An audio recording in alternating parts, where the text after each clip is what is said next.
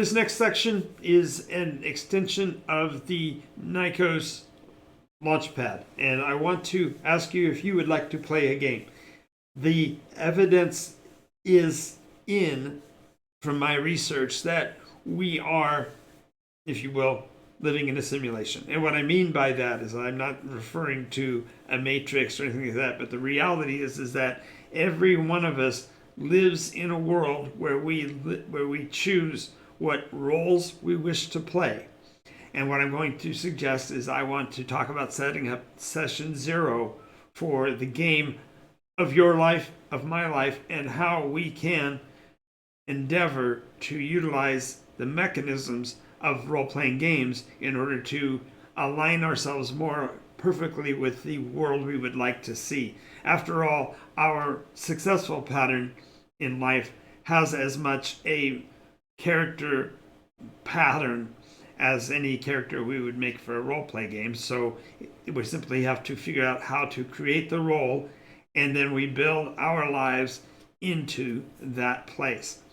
So we're going to talk about how some of these session 0 questions need to go so that we can build into actually running the game of our lives and aligning ourselves with the concepts that we put together here. So the first thing is to rethink the concept of building character. When you speak of it in a role-play game, generally speaking, you get out a piece of paper, you write down some numbers, you roll some dice, and then you imagine, create out of whole cloth, if you will, the persona that we're going to play. And many times these persona are very different from ourselves. I mean, some of them may be close, some of them, as a matter of fact, at least once in everybody's life, I believe they try to play a character that's kind of like them in a role-play game. It's just simply the way we think. But in this case, what if you rethink? What if you put together a different concept? So in this case, we're talking about the concept of actually building our character. And I'm speaking of the concept of the higher philosophies, the higher views that we might have of ourselves, and how do we build our character. I mean, there are so many different ways you could define that. It kind of boggles the mind. But the reality is here, we're talking about what realistic mechanisms can we put in place to make ourselves more than we are, better than we are, and literally how do we go about doing that? Well, the first thing is to having reconsidered, let's build out the concept in our minds of what it is we want. We have to develop what our game value parameters are. What's important to you? What is it you want to accomplish in life? Perhaps you want to be a better singer, or you want to do more presentations and you want to be able to speak in front of a camera or an audience. Maybe you want to have closer friends and a tighter relationship with those people that are in your life. Perhaps you want to repair damage that's been done in your family over time, and you found there to be weak places that you would like to shore up and make the experience of life more sweet. These are all possible parameters. But so when we're building a character, when we are building our character, we need to think through these things and come up with an outline. As you may recall, one of my more recent videos that was highly popular was one about the concept of chainstorming. And this session 0 is in essence the beginning of your chainstorm to start to build what you want for your persona, what you want from your real life that you don't have right now. And how do we go about getting there?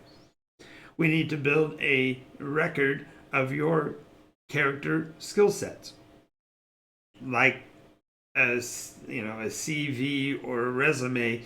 The idea of writing down what it is you're actually able to do, what you currently have as skills, is very important, because once you have a catalog of what you know you have, you can look for the gaps in that structure towards what you're trying to aim at, so that you say, well, for example, I have been working on my public speaking, and although I do still have to deal with the mechanical issues of my Bell's palsy, I feel like I'm doing a better job of sticking to a speech pattern that is reasonable and getting rid of as many verbal pauses as I can, and to think as I speak so that the words that come out are the words that I expect to and intend to.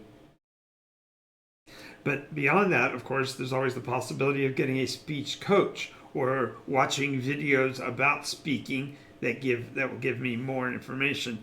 There are thousands of really good coaches out there, and I may be endeavoring to pursue that kind of thing in the future. We'll have to see. But the idea is that you want to establish your record of what character skills you have at the beginning so you can observe that advancement over time.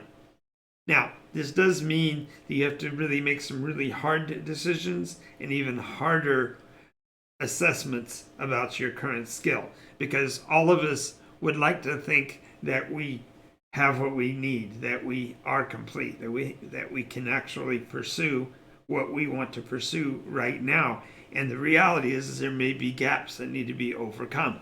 I know that in the case of my video production, I did have to change up my lighting, change up the positioning, and even change up my appearance so that it was more acceptable and appreciable, and I could actually reach out to you more efficiently. These are all hard things to look at, but then to try to figure out a graduated success fail score, that can be downright daunting. But in order to be able to know and recognize the levels of progression as you go forward, in a role play game, it's easy. You're doing it on numerics and you're rolling random dice. In this case, we're doing the role playing of our lives, so to speak. We're building ourselves into the role we want for our lives. Now, it doesn't mean anything false or fake. I want to make that clear. When I speak of the role playing of the life you want, I'm looking for, I think everybody's sort of looking for authenticity. We want everyone to be as truthful to who they are as possible. And I think I've done that in some of my recent videos, and I'm going to continue to do so going forward. But these processes require really a hard assessment to say, well, am I where I want to be? No. Well, what do I have yet to do? And so as you build these checklists, you start to build the processors, if you will, for the domino principle. And we'll go more into that, of course, in later videos. The main thing, therefore, is to consider the 3 E's, which are, in this case, education, exposure, and experience. Yes, you want to have education. If there are subjects of which you know nothing, definitely need to endeavor to learn something about them. If you are looking for getting the practice in to do the things that you want to do, you have to set a pattern and a rhythm to gain that exposure. Yes, in the case of making videos, it's easy to just keep trying. But if you don't keep trying with a measured finger on the pulse to know when you've made a success and when you've made a flop, you're not going to make any advancement. Now, this means not only to assess the skills that you currently have, but as you discover them going forward, or whether it be to discover those that are latent that you already had and didn't know about, or you're talking about those that are emerging that you started working on and are seeing some advancement in, or even those that are just absolutely intentional. You just know you need to learn them. However you discover your skills and whatever level you find them to be honest in building out this character portfolio, because when you start to look at realistically where you are, it's only fair to see where there's advancement and to acknowledge where there's a lack of effort. This really comes down to something that I learned a long time ago. The saying goes that small people love things and use people. And the wisest of men I always say it backward, that they like people and use things. And it's really important to realize that our economic status, our promotion, self-promotion status, and all of these things are associated with how well we interact with others. And to get the proper alignment of items and things to the people in your life, to see how important it is to be helpful to others, really is critical to the success we might have. And I'm going to also mention something else. Most of you have heard over the years the idea that you have to work hard. If you work really hard, you should succeed. And it doesn't seem so to be if you look at the people who are drawing in the high dollars and all of this. But the reality is that your work should be done in the meta of the game. In other words, when we are together on the screen and we're talking, this isn't for me in the real. This is how I am. With the way you see me in my game sessions is the way I am in reality.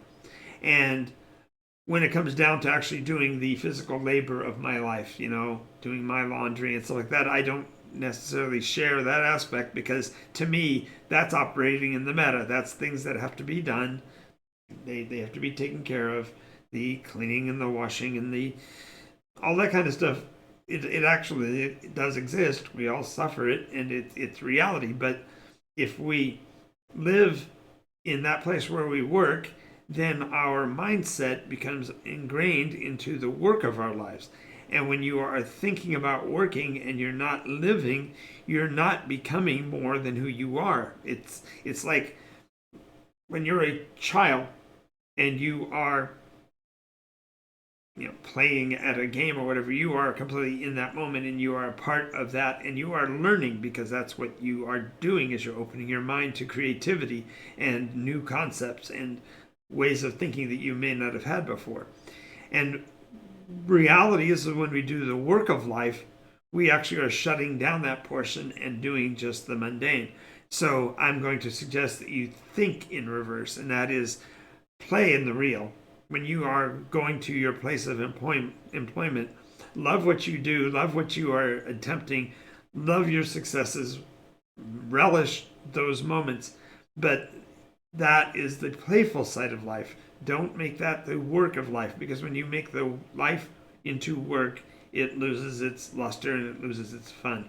And so I'm going to be advocating for the reverse of what you might think. Instead of running off to work every morning, you should be running off to play, because that's what we're made to do. We are intended to be learning, inquisitive, creative beings, and we can only do that when we are in a state of play.